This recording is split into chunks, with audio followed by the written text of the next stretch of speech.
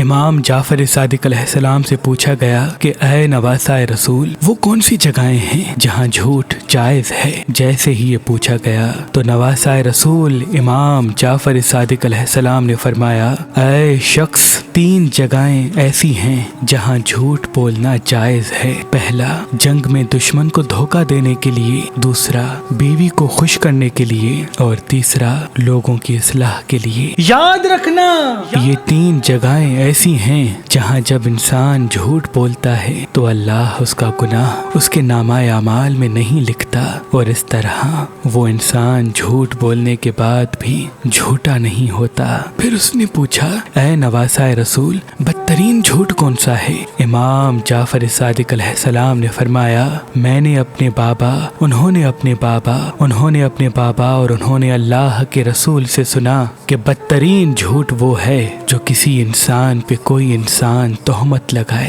اور وہ عیب اس انسان میں موجود نہ ہو، کیونکہ جو انسان اللہ کے کسی بندے پر جھوٹا الزام لگاتا ہے یا جھوٹے عیب بنا کر زمانے میں ظاہر کرتا ہے تو اللہ اس انسان پہ لعنت کر کے اس کے تمام نیک اعمال اس سامنے والے انسان کے نامہ اعمال میں لکھ دیتا ہے، اور یوں وہ جھوٹ بولنے والا تمام نیکیوں کے بعد بھی کسی نیکی کا اجر نہیں پاتا۔